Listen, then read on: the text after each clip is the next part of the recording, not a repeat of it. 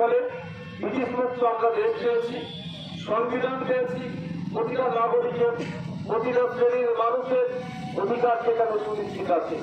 কিন্তু দুঃখের বিষয়, সংবিধান পরিচালনার দায়িত্ব বর্তমান যাদের হাতে আছে তারা বিভিন্ন সময়ে কখনো জাতপাতের নামে, কখনো ধর্মের নামে, কখনো বর্ণের নামে বিভিন্নভাবে মানুষের অধিকারকে হরণ করছে। আজকে ৭৮তম স্বাধীনতা দিবস উদযাপনের বার্তা এসে আমাদেরকে শপথ নিতে হবে যে আমরা নাগরিক যেমন এই ১৫ই আগস্ট ২৬শে জানুয়ারি দায়িত্বশীল হয়ে উঠি, শুধু এই ১৫ই আগস্ট ২৬শে জানুয়ারি দায়িত্বশীল ভারতীয় নাগরিক হয়ে যেমন অনুষ্ঠিত থাকলে হবে না, বছরের আর বাকি দিনগুলোতেও কিন্তু আমাদেরকে এই ধরনের দায়িত্বশীল হয়ে উঠতে হবে। আমাদের কর্মের দ্বারা, আমাদের কাজের দ্বারা, আমাদের কন্ট্রিবিউশনে সবসময় লক্ষ্য রাখতে হবে রাজ্য, দেশ, দেশবাসী কিভাবে এগিয়ে যায়। বন্ধুগণ, আমাদেরকে একটা শপথ নিতে হবে নতুন করে এই আর্জিকরের মতো যাদের ঘটনা কোনো ভুলের সাথে না ঘটে তার শপথ আমাদের নিতে হবে এবং আমাদেরকে লক্ষ্য রাখতে হবে, আমাদেরকে দায়িত্ব নিতে হবে, শপথ নিতে হবে পুরো রাজ্য আমাদের দ্বারা।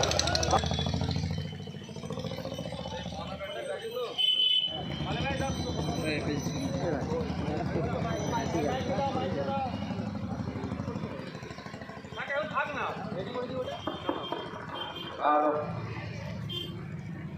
আজকে ৭৮তম স্বাধীনতা দিবস আমরা এখানে সবাই হাজির হয়েছি।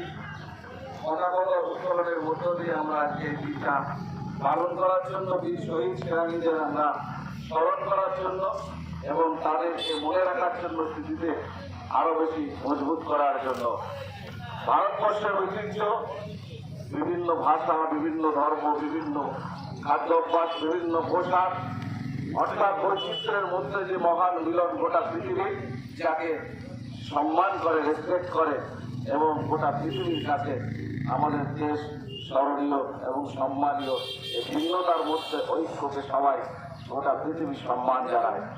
দুঃখের বিষয়, আজকে আমরা বিভিন্নভাবে নিজেদের ঐতিহ্যের কথা ভুলে যাচ্ছি, জাতপাতের নামে নিজেদের মধ্যে লড়াই, ভেদাভেদ এটা বেড়ে যাচ্ছে।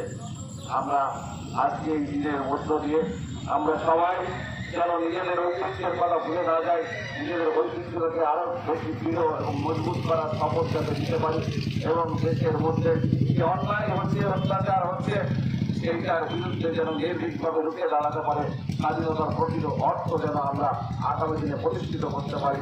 এই ভাবে যদি আমরা ঐক্যবদ্ধভাবে অন্যায়গুলো রুখে দিতে পারি তাহলে প্রকৃতপক্ষে সেই স্বাধীনতা সংগ্রামীদের প্রকৃত সম্মান জানানো হবে। আমরা এই শপথ লঘু পতাকা উত্তোলনের মধ্য দিয়ে আমরা দেশকে আরো সুন্দরভাবে গড়ে তুলব এবং নিজেদের দায়িত্ব কর্তব্য সঠিকভাবে পালন করব। আজকে এখন আপনাদের সম্মুখে ভাঙনের বিধায়ক আমাদের সবার প্রিয় ভাইজান তিনি দুটো কথা বলবেন, বলার পরে পতাকা উত্তোলন করবেন। এখন বলবেন আমাদের প্রিয় নেতা অস্বাস্থ্য প্রিয় ভাইজান।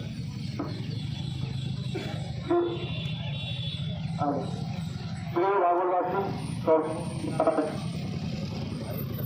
৭৮তম স্বাধীনতা দিবস এর শুভেচ্ছা, ভালোবাসা। দেখুন, এই স্বাধীনতা পেতে গিয়ে, দেশকে স্বাধীন করতে গিয়ে ১৯০ বছর ধরে ব্রিটিশদের বিরুদ্ধে যে সমস্ত আমাদের বীর যোদ্ধারা লড়াই করেছিলেন, আত্মত্যাগ, আত্মবলিদানের ফলে, যাদের আত্মত্যাগ, আত্মবলিদানের ফলে আমরা দেশ পেয়েছি, তাদের যে লক্ষ্য ছিল, যে উদ্দেশ্য ছিল, আজকে ক্রমশ আমরা ভারতীয়রা ক্ষুদ্র স্বার্থ চরিতার্থের জন্য সেই লক্ষ্য উদ্দেশ্য থেকে যেন আমরা দূরে সরে যাচ্ছি। বন্ধুগণ, যেটা আপনাদেরকে কয়েকটা স্বাধীনতা সংগ্রামীদের আত্মত্যাগের কথা আপনাদের বলবো, আত্মবলিদানের কথা বলবো।